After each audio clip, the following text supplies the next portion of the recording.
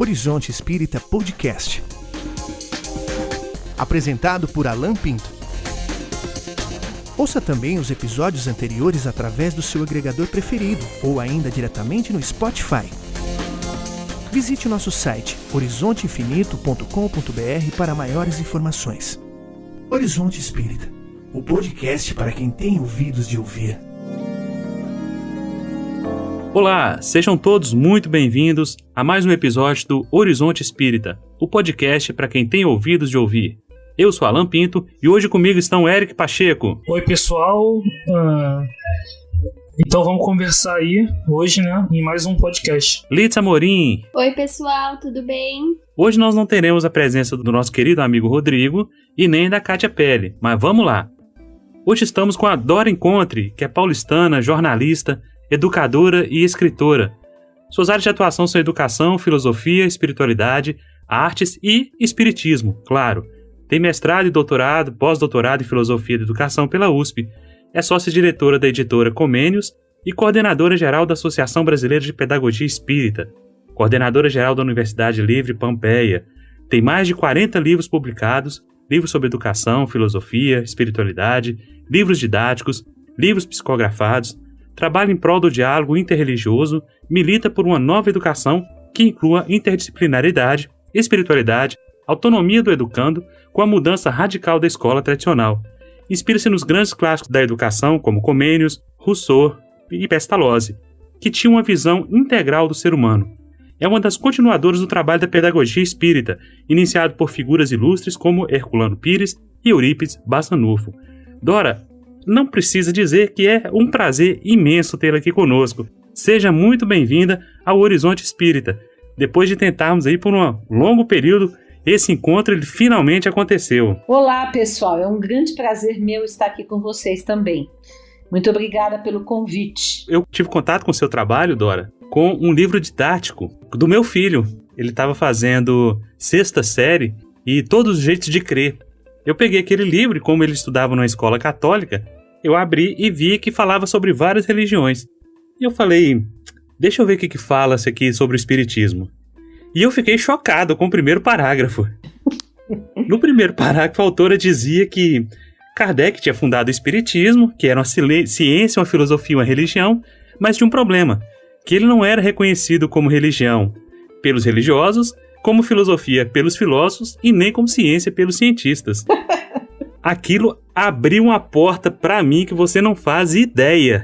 Eu pensei, meu Deus do céu, se num livro didático essa é a visão que se tem do espiritismo, alguma coisa está errada. Porque você cresce dentro de uma bolha e de repente você começa a ter esse contato de fora para dentro e pensa, a ideia que eu tenho do espiritismo não é compatível com a ideia que o mundo tem do espiritismo. Eu queria que você falasse um pouquinho disso aí pra gente, por favor. E você tá falando que você leu ali e ficou chocado, porque não é a visão do mundo, e era uma pessoa de dentro que estava falando, que era eu, né? Pois é, mas eu não sabia que você era espírita. Só depois é que eu vim conhecer a BPE, vim ver palestras suas no YouTube e falei, gente, a autora é espírita. Então, e assim, eu li todo o capítulo e falei, nossa, mas ela descreveu muito bem o espiritismo. Eu não sabia nada, inocente, né? Eu não sabia que ela era espírita. Você não sabe, você não imagina, esse livro, essa coleção que ainda hoje está no mercado, inclusive nós fizemos uma revisão no ano passado da coleção, eu e o Alessandro César Bigueto somos autores, né? Você não sabe o sacrifício, a luta que foi para a gente incluir o espiritismo, né? Primeiro para ser interreligioso, depois para incluir o espiritismo. Mas é fato que os cientistas não reconhecem o espiritismo como ciência, que os filósofos não reconhecem como filosofia e que os religiosos, por exemplo, hoje há uma maior aceitação do espiritismo como religião, até do ponto de vista antropológico, sociológico, é muito mais visto como religião do que qualquer outra coisa, né? O que eu acho uma perda no Brasil, porque o espiritismo é visto exclusivamente como religião, tanto por parte da maioria dos espíritas, quanto pelas pessoas de fora, né? Mas muita gente até um certo tempo atrás via só como uma seita ou como uma forma de espiritualidade, sei lá, meio outsider, né? Meio fora do contexto. Eu acho que aí justamente a questão o espiritismo é ciência, é filosofia, é religião? Isso que nós temos que nos indagar até que ponto como que especificidade que o espiritismo tem, por que e como que ele pode ser científico, por que e como ele pode ser filosófico e que tipo de religiosidade ele propõe. Eu acho que como são coisas muito inéditas e a relação entre esses três domínios é muito ausente na maior parte das ciências, na maior parte das filosofias e na maior parte das religiões, que é alguma coisa muito inovadora e por isso a relação entre esses domínios não é muito aceita ou não é nada aceita pelo conhecimento acadêmico ou pelas próprias religiões, enfim. Nós estamos aí numa encruzilhada bem difícil, porque nós não somos aceitos no mundo como nós pretendemos ser, né? E o problema é que no Brasil a gente desenvolveu muito mais um lado religioso, enfraqueceu demais a filosofia, a ciência ficou ausente e agora quase que todo mundo tem razão de que nós não somos ciência e filosofia pelo fato de que nós não aprofundamos esses aspectos do movimento espírita brasileiro. E isso é meio complicado, porque o que a gente faz para ser reconhecido? Porque se no meio acadêmico não há instrumentos para que confirmem pela falsibilidade ou pelo método científico a ciência espírita. Na filosofia é como se fosse o pensamento, mas é um pensamento de terceira categoria. E na religião é aquela velha história. Você não tem sacerdote, você não tem templo. Exato. Embora a gente saiba que acaba tendo os nossos sacerdotes, os nossos templos e por aí vai, né? Mas eu digo em teoria, em tese, pelo que Kardec concebia como sendo religião. Então a gente fica meio no limbo aí. Exato. É tudo isso e acaba não sendo nada. Então, por isso eu estou escrevendo um livro, que eu espero que ainda saia esse ano, que se chama Kardec para o século XXI. Eu e o Alessandro César Bigueto também estamos escrevendo juntos, em que a gente está, justamente uma das coisas que a gente está tratando é essa questão. Como que o espiritismo pode ser científico no século XXI, como pode ser filosofia e que tipo de religião que nós somos, o que pretendemos ser. Então, primeiro a questão religiosa, eu acho que nós não somos religião, no sentido tradicional da palavra, no sentido de culto, de rito, de sacerdócio, etc., que é assim que geralmente é entendido religião. Nós não somos, o espiritismo não é, porque o movimento espírita é uma nova religião, né? Isso é fato. Agora, para nós readquirirmos, ou adquirirmos, se é que um dia tivermos, o status de filosofia, nós temos que aprofundar o nosso pensar, temos que adotar um método mais rigoroso no pensar, no conceber conhecimento filosófico, etc. E na ciência, eu acho que há pessoas que estão começando a trilhar um caminho mais científico que venha, na verdade, corroborar os fenômenos espíritas. Por exemplo, eu gosto muito do trabalho do Alexander Moreira Almeida, né, na Universidade Federal de Juiz de Fora. Eu gosto muito do trabalho do Júlio Pérez, que é o neurocientista aqui de São Paulo. Com ambos eu participei de uma pesquisa nos Estados Unidos. Eu, nesse caso, fui como cobaia, como médium, em que eles escanearam o cérebro dos 10 médiums, né? E depois compararam o estado em que nós estávamos psicografando, depois o estado em que nós não estávamos psicografando, estávamos escrevendo um texto autoral. Então, o que acontece? É óbvio que uma ciência que se aproxime dos fenômenos mediúnicos ou da reencarnação tem que ter metodologias novas do século XXI, com tecnologia, com interdisciplinaridade. Não é a mesma ciência que Kardec fez em meados do século XIX. Eu acho que nesse caso o Kardec foi um pioneiro, ele começou, abriu uma trilha, propôs uma ideia.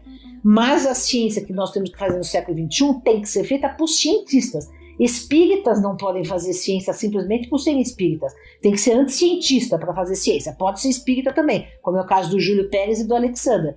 Quando a pessoa é cientista, tem um método científico, está da universidade, está em ligação com as tecnologias de ponta, de pesquisa, e é espírita, eu acho que é o ideal, porque ele traz todo o conhecimento que Kardec propõe, mas ele consegue formular uma metodologia científica reconhecível pela academia, né? Então é por aí. Mas aí você não acha que o cientista, sendo espírita, ele já não vai ter uma certa influência para uma confirmação daquilo que ele quer levantar, daquilo que ele quer conhecer? Olha, isso seria, digamos assim, uma falta de integridade do cientista, né? É que acontece o seguinte, eu digo que é interessante haver pesquisas feitas por não espíritas e é interessante haver pesquisas feitas por espíritas. Por quê? Porque por espíritas incluem certas dimensões que o não espírita não reconhece. Vou dar um exemplo. Nós fomos participar desse projeto aí de pesquisa na Universidade de Pensilvânia, né, dirigida pelo Dr. Júlio Pérez e junto com Alexandra Moreira Almeida e com um médico americano de lá, Andrew Newberg, que faz pesquisa de neuroimagem de pessoas em estado de transe, estado de meditação, em oração, etc. Então, o que acontece? Porque o Júlio e o Alexandra eram espíritas, o Andrew Newberg não era, né? Eles respeitaram a nossa cultura dos 10 médiuns de fazer oração antes de fazer o ato mediúnico. Nós dissemos como que tinha que acontecer, as condições que nós precisávamos para acontecer o fato mediúnico. Ou seja, consideraram a nossa cultura e a nossa voz, né? Quando você sabe que, por exemplo, no século XIX, final do século XIX, começo do século XX, os médiuns eram submetidos a verdadeiras torturas, amarrados, torturados, assim, era uma coisa horrorosa. Por quê? Porque eram já olhados como fraudulentos, como suspeitos, etc. Então, o que eu digo? Quer dizer, uma pessoa que tem o conhecimento de que o fenômeno ele é condicionável também pelas condições psíquicas e espirituais do produtor do fenômeno, que é o médium. E quem deu essa dica foi Kardec, né? Então os espíritas têm essa compreensão. Agora, você tem um trabalho como o do Ian Stevenson, que eu acho um dos melhores trabalhos até hoje de pesquisa de reencarnação, que tem o Jim Tucker, que continua hoje na Universidade de Virgínia. Ele não era espírita, né? E, no entanto, ele forneceu evidências muito sólidas da reencarnação, através de pesquisas de um método que ele criou sem ser espírita. Então eu acho que tudo deve confluir nesse sentido. Espíritas e não espíritas trabalhando, desde que tenham um método científico, né, dentro da universidade. E acho que a proposta do método científico também é explicitar as condições nas quais o fenômeno é produzido, nas quais ele é avaliado.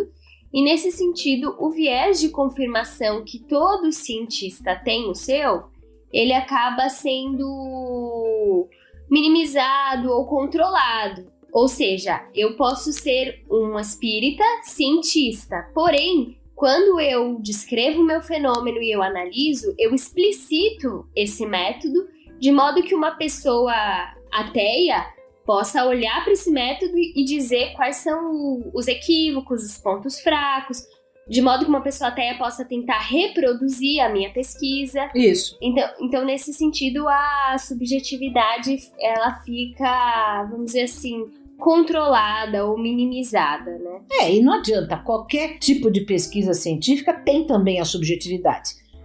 Alguém que é materialista também vai participar a partir de um pressuposto. O importante é que sejam feitas inúmeras pesquisas que possam confirmar ou possam mostrar outros aspectos dos fenômenos, enfim, e ter várias leituras possíveis. O problema é que a ciência oficial sequer aceita esses fenômenos como objetos dignos de atenção. Essa é a primeira questão. Enfim, é por aí. Acaba sendo até ridicularizado, né, no meio acadêmico, quem se propõe, quem tem coragem de ir adiante com esse tipo de matéria, né, de estudo. Exatamente. Dora, agora uma pergunta meio espinhosa e que eu tenho visto muito nos especialistas das social medias. Uma das perguntas que me bateram e que não encontraram a resposta, porque ninguém chega a uma resposta definitiva a isso, é a respeito do método científico utilizado por Kardec, o controle universal do ensino dos espíritos. Hoje, esse método ainda seria válido da forma como Kardec o concebeu lá em meados do século XIX? Qual a sua opinião sobre isso? Primeira questão, eu não acho que só o controle universal do ensino dos espíritos é o método de Kardec. Esse também foi. Mas eu considero que o método de Kardec, anterior ao controle universal foi analisar os fenômenos do ponto de vista empírico, né? Testar hipóteses para a explicação daqueles fenômenos e chegar à conclusão que eles só poderiam ser explicados pela presença dos espíritos. E esse é o primeiro ponto, esse é o primeiro passo. E nesse ponto eu acho que ele abre uma trilha, porque essa é a grande inovação dele, dizer, olha, é possível analisar cientificamente esses fenômenos, coisa que até então ninguém tinha pensado. Então esse é um ponto. E acho que essa trilha que ele abriu é o que nós temos que continuar, e que nós temos que arranjar novas maneiras de fazer isso no século XXI, como por exemplo essa pesquisa que eu acabei de descrever, que é uma coisa moderna, contemporânea, mas que parte do mesmo pressuposto, que o fenômeno pode ser analisado cientificamente. Agora, a questão do controle universal dos ensinos dos espíritos, eu acho que serviu para Kardec para elaborar a filosofia espírita, que é um passo adiante da ciência espírita, né? Porque, digamos, é uma visão de mundo, é uma cosmovisão.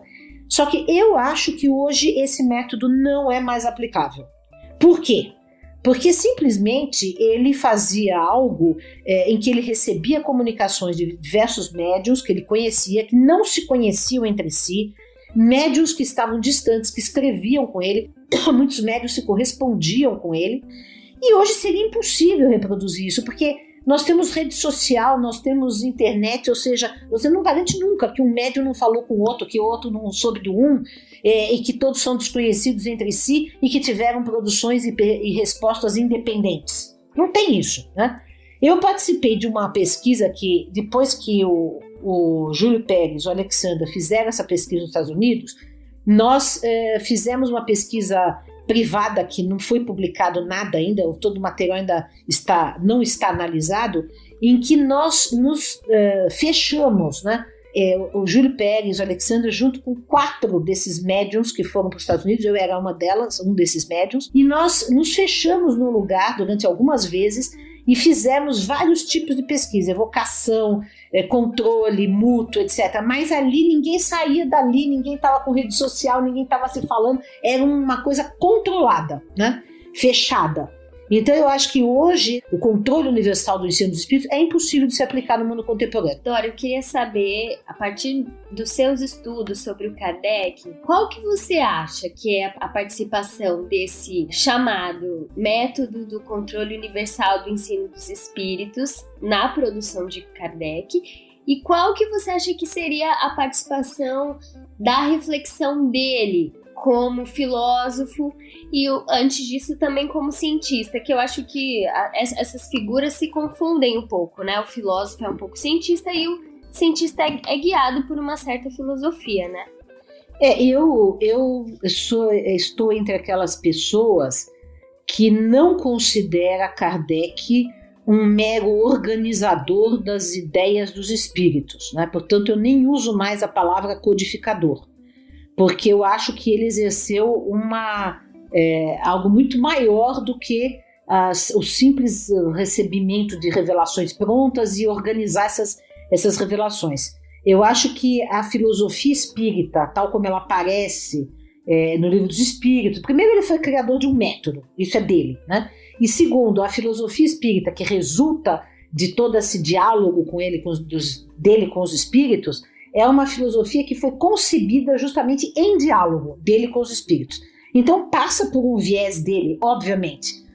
Passa a simples proposição de perguntas, né, já conduz num determinado sentido. E não é só isso. Nós sabemos hoje que diversas pessoas já estudaram isso, que o Livro dos Espíritos, na primeira edição, se a gente vai olhar a primeira e a segunda edição, a gente vê que a segunda edição foi muito modificada e que algumas coisas que na primeira edição apareciam como resposta dos espíritos, na segunda aparece como comentário dele, algumas coisas que apareciam como pergunta, depois aparecem como resposta, enfim, houve uma mudança, o que significa que a forma de diálogo do Livro dos Espíritos, na versão definitiva, é uma forma que ele imprimiu, e que não significa que aquela pergunta e aquela resposta ipsis literis foi dada pelos espíritos.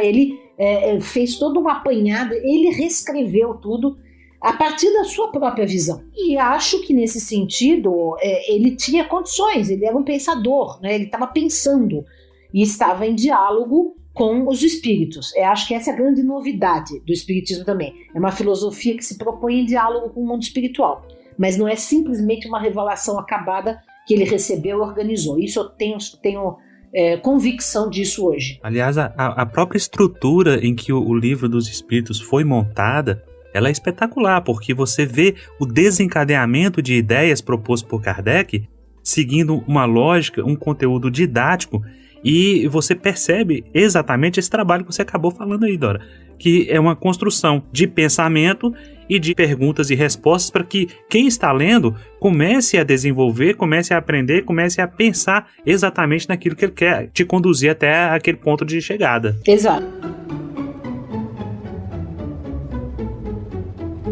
Só queria perguntar sobre como divulgar essa visão de espiritismo mais científico, né? Porque às vezes a gente tenta falar isso com as pessoas, né? De que o espiritismo não é propriamente uma religião no sentido usual do termo, né? Kardec vai dizer que é no sentido filosófico, lá na Revista Espírita. Como divulgar isso para as pessoas? Divulgar uma visão de espiritismo mais científica num meio espírita tão resistente a isso? Então, eu acho que precisamos produzir ciência para isso, né?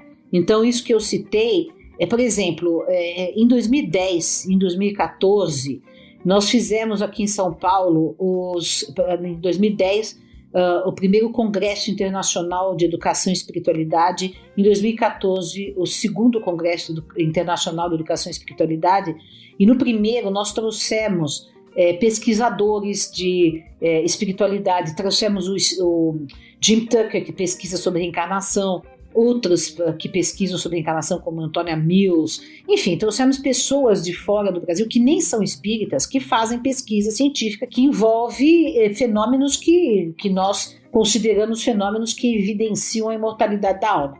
Então, eu acho que o espírita tem que se adentrar nesse universo da pouca coisa que há no mundo, mas há, que é feita uma pesquisa séria nesse sentido. No Brasil, nós temos esses que eu citei e alguns outros que estão fazendo pesquisa, porque também há outro tipo de pesquisa. Eu falei das pesquisas que envolvem os fenômenos mediúnicos, mas há também a pesquisa das ciências sociais, da pedagogia, como eu própria fiz na USP, sobre pedagogia espírita. Quer dizer, em diversas áreas do conhecimento, você pode ter o espiritismo ou os fenômenos espíritas como objeto de pesquisa. Então, isso está sendo desenvolvido, ainda é minoritário, mas já tem um lastro, então nós temos que conhecer tudo isso. É isso, por exemplo, que a gente faz, uma das coisas que nós estamos fazendo no documentário sobre Kardec, Em Busca de Kardec. Eu espero que a gente consiga terminar ainda esse ano, porque nós estamos com financiamento coletivo e precisamos de R$80 mil, já estamos 2 meses no ar, só conseguimos 20 para terminar o documentário. Então estou divulgando aqui, e também para as pessoas que puderem contribuir, entrar no Catarse e procurar Em Busca de Kardec. Então, nesse documentário, nós justamente estamos mostrando as diversas visões do espiritismo, de pessoas que estão pesquisando, por exemplo, o Júlio Pérez Alexandra aparecem, fenômenos, daqueles que estão pesquisando sob o ponto de vista da sociologia, da antropologia. Então, entrevistamos a Marion Aubry, o François Laplantine na França, no Brasil, a Sandra Jacqueline Stoll, o Reginaldo Prandi e assim outros, né? Como entrevistamos também espíritas, né? Que estão trabalhando com o espiritismo, como o César Reis, como o Peixinho, presidente da Federação Espírita da Bahia, com médiuns, enfim, a gente está mostrando o espiritismo multifacetadamente, como ele realmente é, né? No Brasil e no mundo. Então é isso, é assim que a gente tem que estudar, aprofundar, ler, por exemplo, as pesquisas de quase morte, as pesquisas de reencarnação que existem no mundo.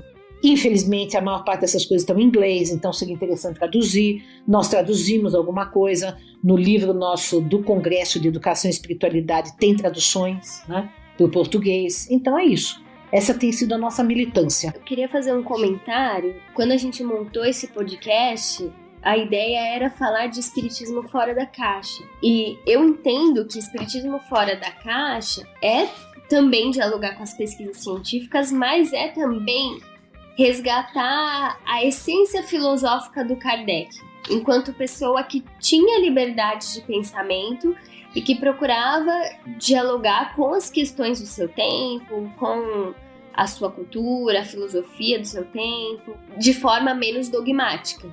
Então, até depois se a Dora quiser conversar, mas acho que olhar para esse Kardec humano e pensador, e que eu acho que é um Kardec que pode aparecer no documentário, vai trazer para as pessoas uma ideia diferente do que aquele Kardec mitificado, que parece um Moisés, entendeu? Que recebeu uma revelação absoluta e inquestionável. Exatamente, concordo. E uma visão também muito diferente do filme Kardec, não é isso? Eu gostei do filme Kardec, viu?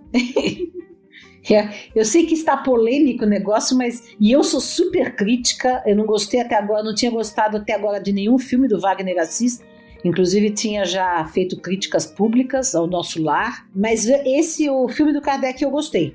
Eu gostei porque justamente o que eu mais gostei é que humanizou Kardec. E ele não ficou com aquela cara mística, né? Que geralmente os filmes que tratam de personalidades, entre aspas, religiosas, tem aquela cara assim mística, aquela voz mansa. Ele é uma pessoa, o ator fez muito bem, ele de maneira natural, humana, e isso eu gostei muito. Vocês não gostaram por quê?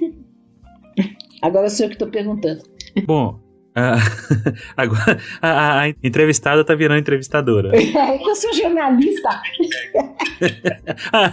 Tá explicado. Meu ponto de vista é estritamente técnico. O filme tem falhas de roteiro, tem falhas técnicas de locação, atuação um pouquinho sofrível. A Sandra até que não, mas o Leonardo, eu gostava mais dele no mecanismo. E a direção do Wagner de Assis que é horrorosa também, né? Diga-se de passagem. Bom, então você não gostou nada, né? Não, esse aspecto do filme mostrando um Kardec humano é uma visão interessante. Eu não vou nem discutir as inconsistências da vida da Amélie Boudet e etc, etc.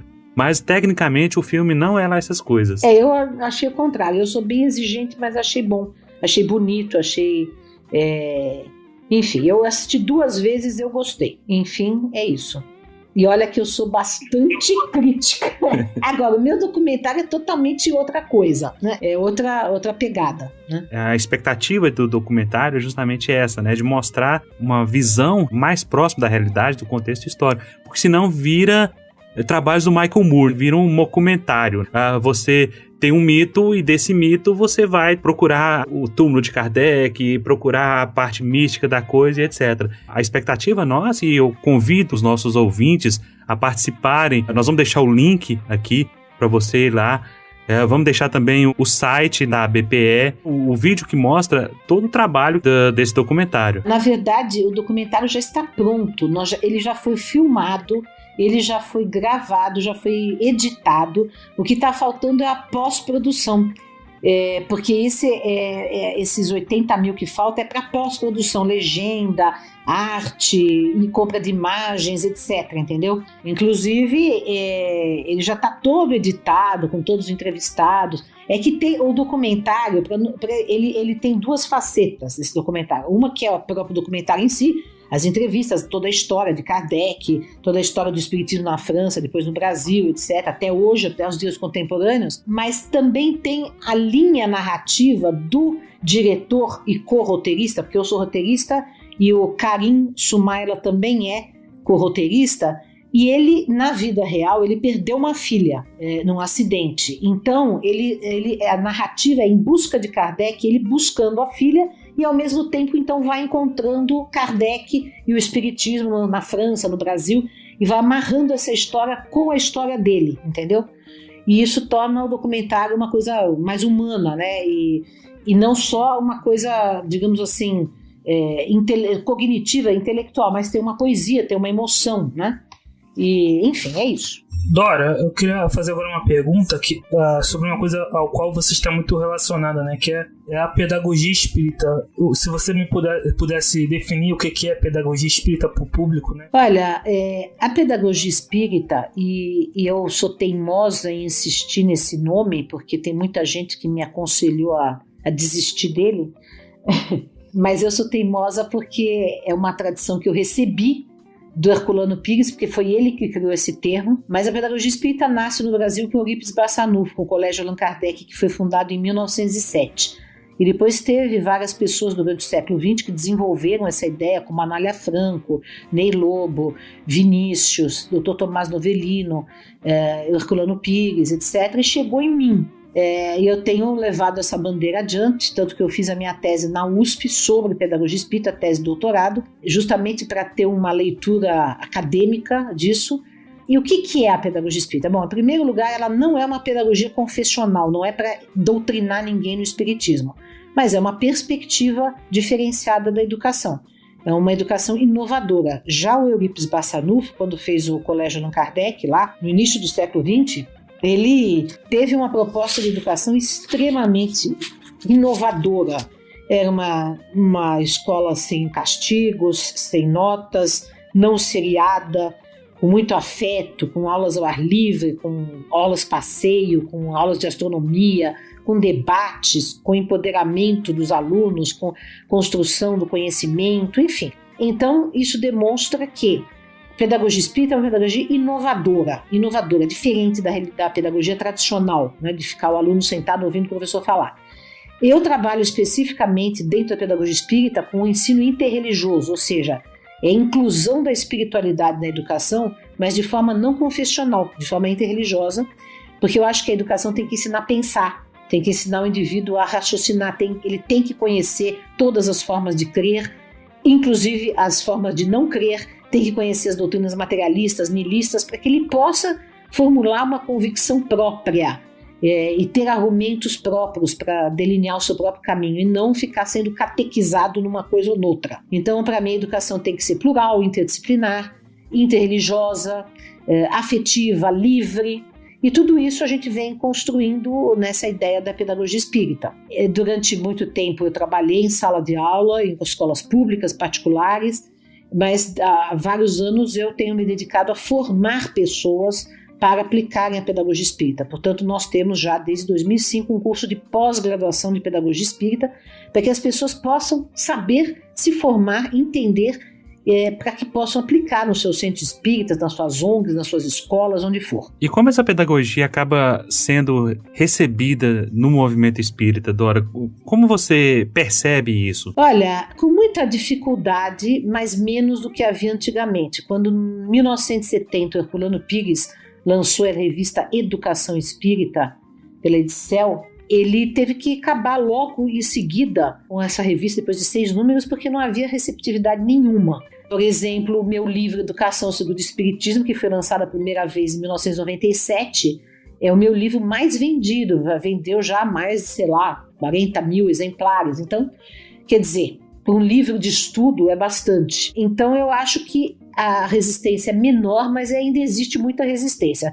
Por quê? Porque acontece que a evangelização no movimento espírita, que é um movimento muito forte, grande em toda parte, é um movimento de catequese. É um movimento que usa a pedagogia tradicional para catequizar as crianças. E quando eu entro com a proposta da pedagogia espírita, eu sou convidada no Brasil inteiro para falar sobre isso. Muita gente gosta, aprecia, acha interessante, mas há uma resistência do movimento institucional, das federativas, etc., porque insistem na evangelização. E para mim, evangelização é catequese. E o resultado dessa catequese é que muitas crianças que frequentaram a evangelização, depois a mocidade espírita, quando chegam na universidade, deixam de ser espíritas. Por quê? Porque foram doutrinadas, mas não criaram uma convicção, não aprenderam a pensar por si próprios, né? E é isso que, então, eu venho discutindo, mas é difícil, né? Porque a religiosidade fanática faz com que as pessoas se aferrem ao termo evangelização e aos métodos tradicionais, apostilados e impositivos, enfim, é difícil. As resistências na educação não é só no espiritismo, em qualquer campo. O lugar mais difícil de transformar o mundo é a educação, justamente a educação que pode transformar o mundo.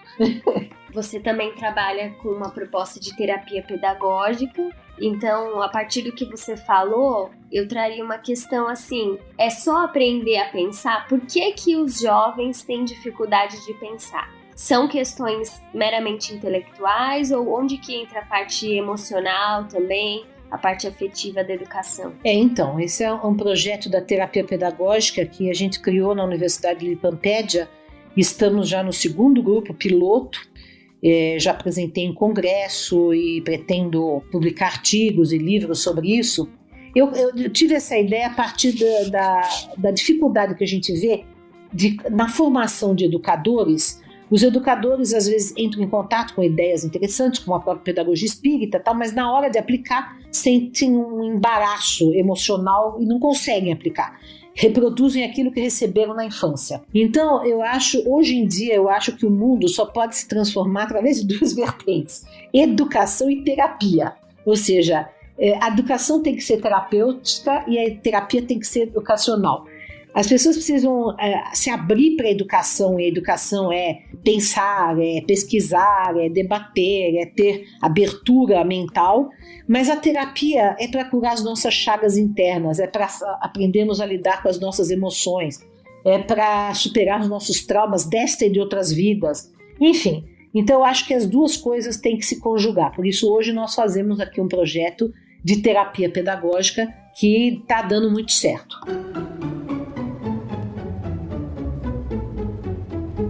Dora, queria falar sobre qual é a relação da pedagogia espírita com a política, né? E se a pedagogia ela tem um lado político, ela se posiciona politicamente. Olha, a sua pergunta está bem pertinente. Foi bom que você fez essa pergunta porque as pessoas confundem um pouco as coisas. Política partidária, nenhuma relação. Ou seja, primeiro porque eu acho que cada um tem o direito como indivíduo de fazer política partidária. Isso é um direito inalienável de cada ser humano, de cada cidadão. Mas eu acho que o espiritismo ou a pedagogia espírita ou o que seja, não pode se envolver em política partidária. Agora, nós estamos num movimento de tanta polarização emburrecida no nosso país que basta você se manifestar falando qualquer coisa que as pessoas já falam que você é petista, né? Eu, por exemplo, não sou petista, nunca fui petista, né? Mas sou de esquerda. Agora, há diversas matizes de esquerda. Eu sempre digo que eu sou anarquista. Então, o que eu faço? O que acontece? A pedagogia espírita, obviamente, que ela vai passar pelo viés que o representante ou que a pessoa que está trabalhando a pedagogia tem. Por exemplo, o Ney Lobo era alguém que trabalhava pela pedagogia espírita, era uma pessoa de direita, né? Ele era um militar e ele era de direita. Tudo bem, era um direita, não era essa extrema direita ditatorial que nós temos aí, era um liberal. Aliás, uma criatura muito interessante, convivi com ele muitos anos e eu tenho essa grande história para contar que a gente divergia em vários pontos, mas a gente sempre foi amigo e sempre nos respeitamos mutuamente nas divergências. Agora, você tem o Herculano Pires, que foi o criador do termo pedagogia espírita, era um homem de esquerda. Ele escreveu O Reino, escreveu Espiritismo Dialético, enfim, uma pessoa que foi presidente do Sindicato do Jornalista de São Paulo, liderou greve, era uma pessoa esquerda. Eu convivi com ele muitos anos, ele era uma pessoa esquerda, embora algumas pessoas da sua família não aceitem isso, mas era, né? Enfim, e eu sou uma pessoa de esquerda, então eu trabalhando pela pedagogia espírita e trabalhando na BPE, é óbvio que eu vou ter uma visão de esquerda. O que significa, vamos especificar o que significa uma pessoa de esquerda, né? Que pode ter as mais diversas matizes, desde pode ser um partidário da social-democracia, quanto do socialismo, quanto do comunismo, quanto do anarquismo, são várias matizes que são, ou seja, mas é alguém que não aceita que o capitalismo seja um bom sistema para a vida da humanidade. Então, todas as pessoas atualmente à esquerda, seja de que nuance for, são pessoas que não aceitam que o capitalismo seja bom para a humanidade. O capitalismo é predatório para a natureza, o capitalismo explora o ser humano, concentra a riqueza na mão de poucos, não distribui renda, provoca miséria, bolsões de miséria no mundo inteiro cada vez mais. Essa basicamente é a ideia. E a gente sonha com uma sociedade mais justa. Como atingir a sociedade mais justa e qual será essa sociedade mais justa? Aí variam as expectativas e as propostas. Então, eu, por exemplo, não acredito que a sociedade mais justa será atingida por um Estado, né? Eu sou contra o Estado, mas não o Estado mínimo do neoliberalismo, porque o Estado mínimo é mínimo na economia, no direito, é mínimo nos direitos sociais, mas é máximo no armamento, nos exércitos, na polícia, na repressão. Então é mínimo nada, né? Não é mínimo, é mínimo na garantia dos direitos sociais. Então, eu sou anarquista, não acredito no Estado, acho que o Estado é sempre a favor do mais forte, acho que o futuro será a organização das pessoas livremente, a autogestão, as cooperativas, as organizações não governamentais, livres, a cooperação mútua. Eu acho que nós temos que caminhar para isso. E tem muita gente hoje em dia que pensa assim, né? Economia solidária, enfim, essas coisas. Resumindo muito, porque haveria muito o que dizer, mas então a BPE não se compromete com teorias políticas partidárias. E dentro da BPE nós temos pessoas que pensam diferente entre si. Eu estou falando o que eu penso, Dora, né? Eu posso dizer o que eu penso. Eu não posso garantir o que todo mundo pensa. E a BPE não sou só eu, tem várias pessoas que participam, inclusive a Litsa, que está aqui do meu lado. Como você vê o movimento espírita brasileiro? Ele é conservador, ele é progressista? E como você vê a reação do movimento espírita brasileiro aos espíritas progressistas, né? Recentemente, né, teve a fala do Divaldo Franco e ele falou, né, sobre ideologia de gênero e houve uma reação dos espíritas progressistas, um manifesto, né, e em contraposição veio a reação de espíritas que pensam diferente. Né? Olha, o movimento espírita brasileiro, isso não precisa nem ser sociólogo para saber, né? Só basta olhar nas redes sociais, nos centros espíritas, etc. Eu viajo o Brasil inteiro, eu tenho contato com todo mundo, né? É predominantemente conservador. E, assim, não é nem um conservador light, né? Um conservador que hoje, no espectro político brasileiro, está à extrema-direita, infelizmente, apoiando pautas que seriam impensáveis para um espírita apoiar. Por exemplo, o armamento da população. Um espírita apoiar uma coisa dessa não é uma questão ideológica, não é uma questão política, é uma questão de não violência. Quer dizer, nenhum cristão deveria apoiar isso. Então, isso é uma coisa chocante para mim. Né? Então, não é nem questão de direita e esquerda, nesse caso, nem de liberalismo, ou socialismo, ou anarquismo, nada disso.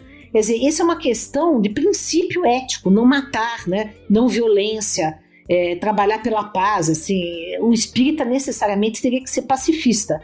Então, o fato de uma grande parte do movimento espírita ter apoiado e continuar apoiando esse atual governo e apoiar as medidas, né, que são pela violência, pela repressão, pelo armamento e tudo isso, é uma coisa que me choca. Então, graças a Deus, há uma reação no movimento espírita bastante grande, justamente depois desse avanço da extrema-direita no Brasil, um avanço dos espíritas progressistas que tem mostrado mais a cara.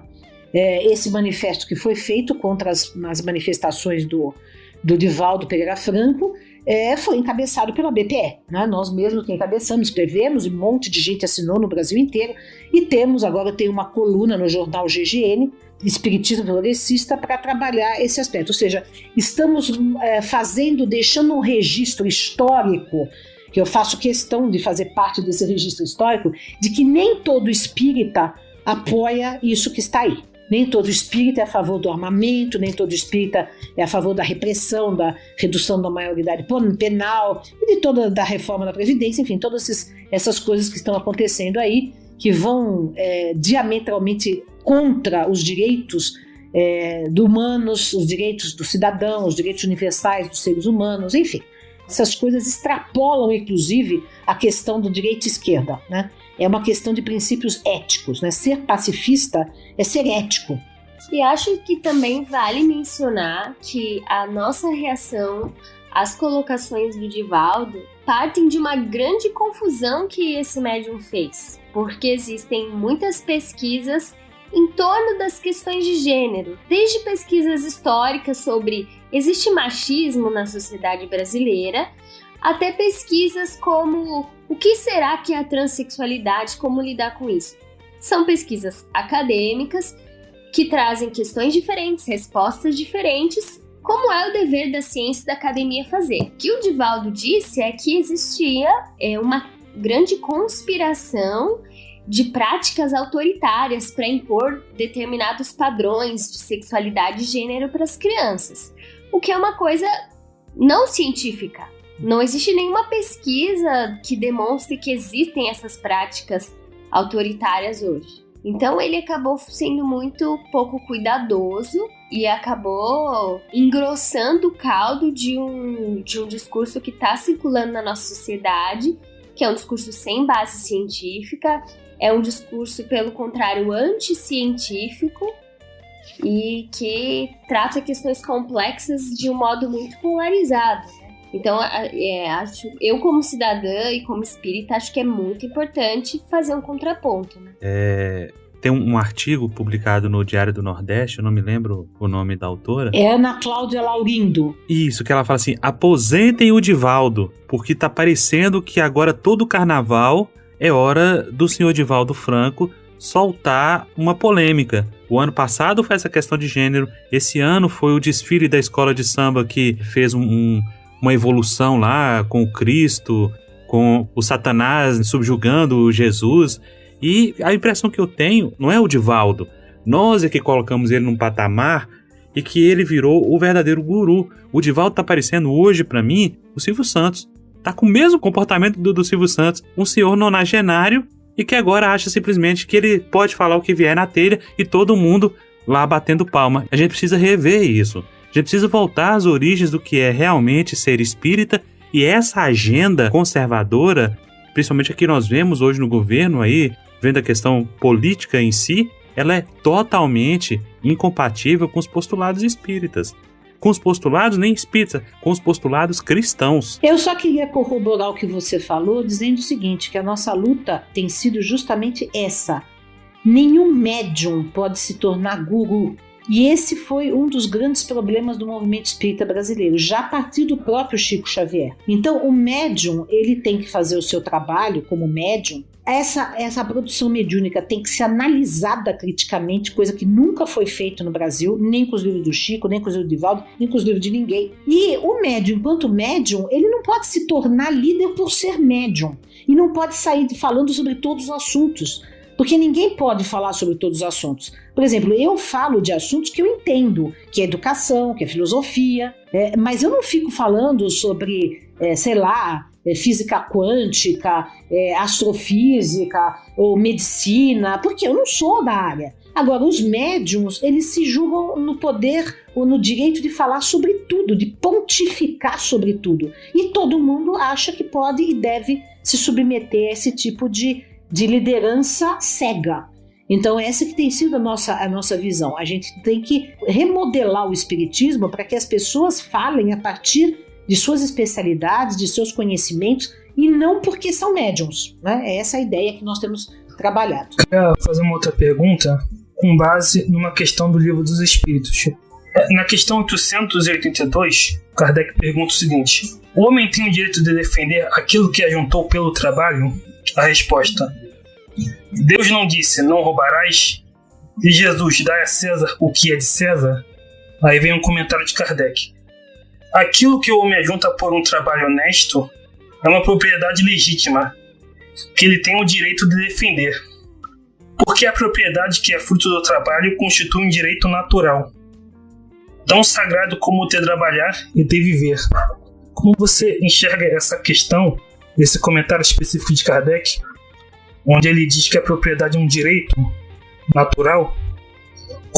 Como você relaciona isso com a questão do anarquismo? Mas só que você sabe de uma outra questão, porque eu não estou com o Livro dos Espíritos aqui, eu não decoro, mas existe uma outra questão no Livro dos Espíritos que pergunta sobre a propriedade, que o Kardec pergunta: toda propriedade é legítima? E os espíritos respondem: que me dizes do roubo, da astúcia do roubo? E outra que ele fala: qual a melhor propriedade? Os espíritos respondem: é a que é ajuntada coletivamente.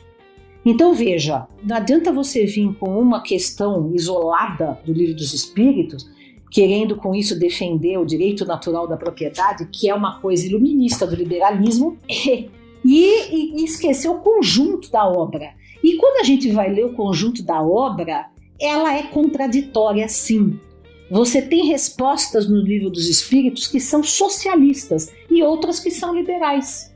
Porque é uma das coisas que eu estou analisando nesse meu livro, Kardec para o século XXI, é isso, que os livros de Kardec, eles têm algumas contradições internas. Tem leituras cruzadas, leituras de mundo do próprio Kardec, leituras de mundo dos espíritos, e os espíritos têm leituras de mundo diferentes. Por exemplo, eu acho que há questões do Livro dos Espíritos que são socialistas, respostas, né?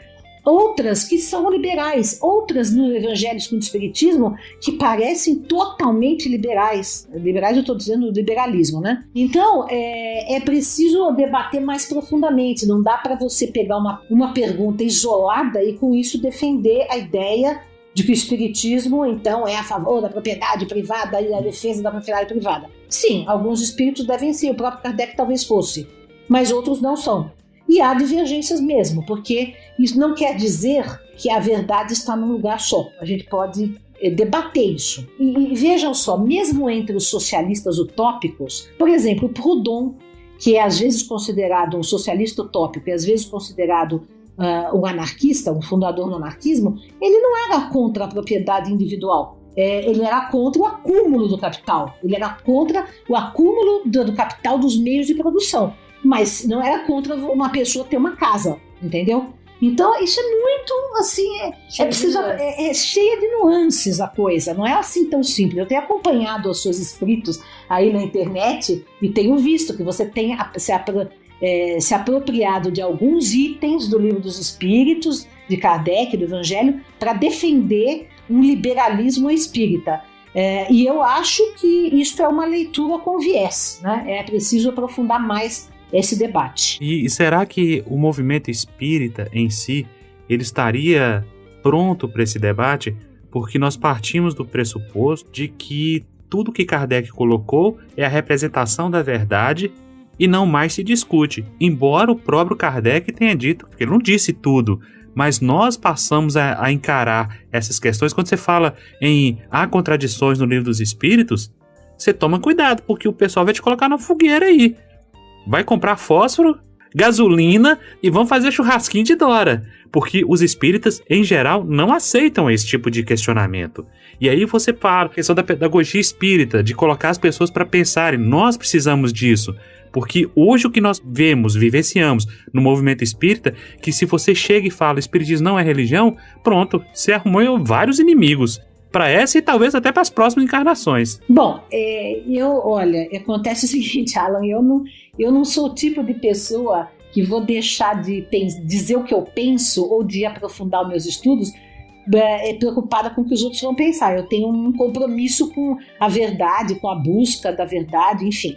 E assim, essas pessoas não compreenderam Kardec, porque Kardec não quis fazer uma Bíblia inquestionável. Ele mesmo disse que o progresso das ciências, o espiritismo tinha que caminhar com o progresso das ciências, poderia ser revisto sempre aberto e se ia sempre acompanhar as ideias progressistas. Ele se refere exatamente a ideias progressistas da sociedade. Então veja, ou a gente faz uma releitura de Kardec para ver o que ainda, e é muita coisa que ainda é válida no século XXI, e contextualiza historicamente algumas coisas que são datadas, ou a gente perde Kardec. A gente não tem condição de apresentar esse Kardec entendido de maneira dogmática no século XXI, diante da academia, diante da filosofia, diante da ciência. A gente tem que rever, tem que revisitar, tem que contextualizar, tem que debater, tem que aprofundar, tem que refazer, tem que reescrever,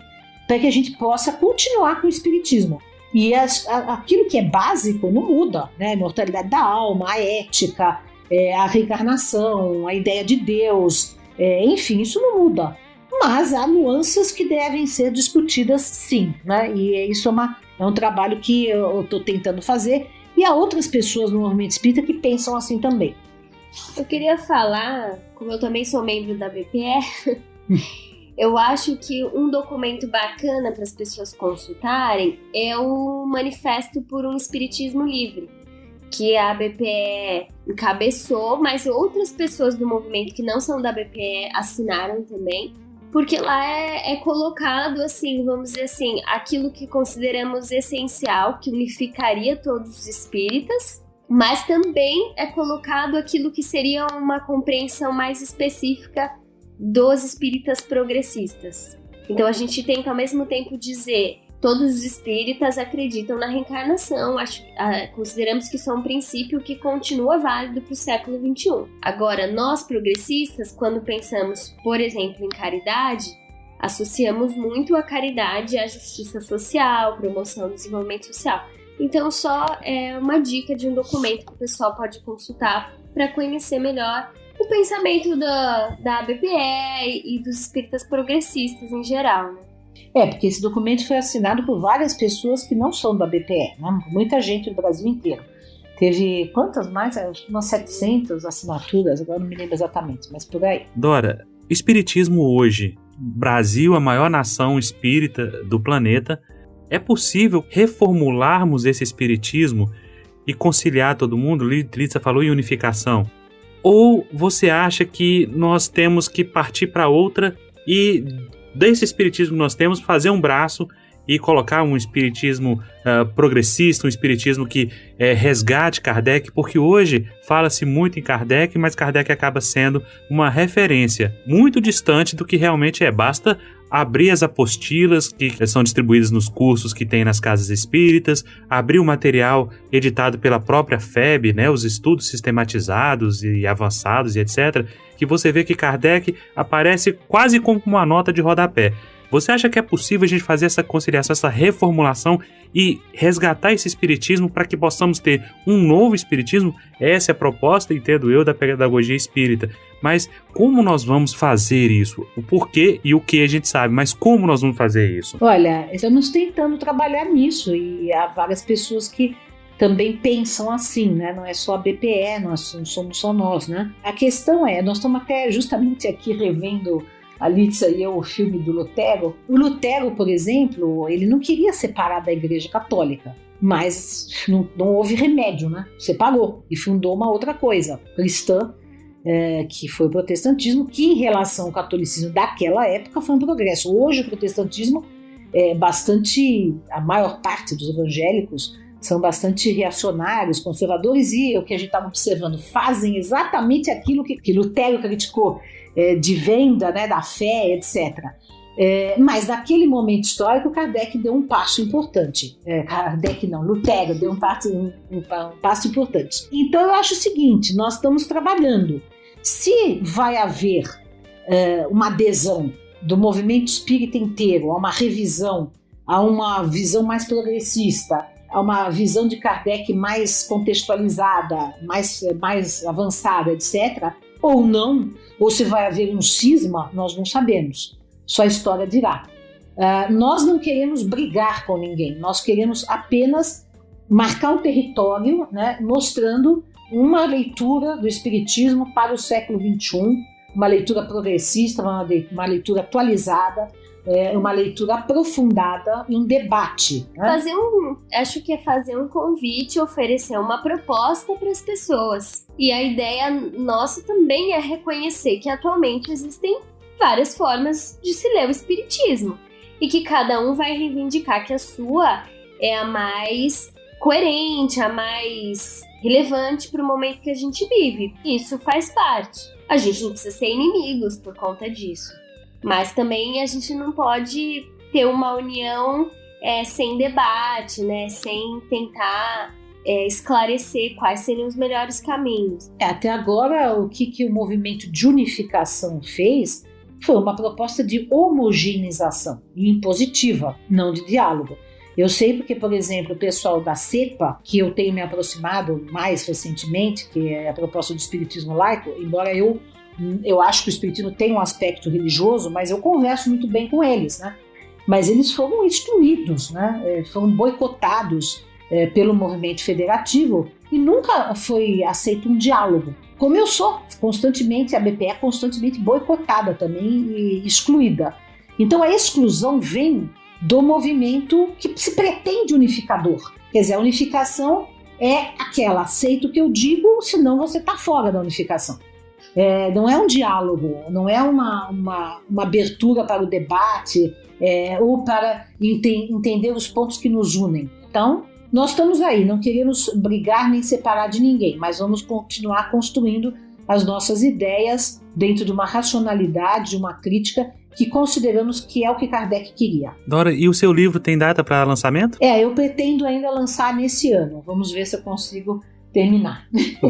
Dora, queria agradecer imensamente. Agradeço a oportunidade. Muito obrigada, viu? Nós é que agradecemos a oportunidade de conversar com você e esclarecer tanta coisa útil. Aguardamos o seu livro e convidamos o pessoal a abrir mais a mente, a abrir mais os corações e vamos ouvir propostas, vamos ouvir os outros lados, vamos ouvir os outros vieses, porque a gente precisa deixar de lado as divergências e trabalhar somente as convergências. E isso, o Espiritismo tem muita coisa para oferecer, tem muita coisa para dar, e que nós estamos simplesmente desprezando por convicções religiosas, por convicções políticas, e nós estamos deixando de ouvir os outros lados. Dora, muito obrigado pela sua participação. Os nossos microfones estão abertos. Sempre que você tiver um tempinho, você vai ser recebida de braços abertos mais uma vez. E vamos falar mais sobre o movimento espírita, vamos falar mais sobre as perspectivas de Kardec na nossa atualidade. Muito obrigado e até mais. Obrigada, um abraço. Viu? Obrigado também, um abraço. Eu também agradeço os nossos ouvintes. Um beijo.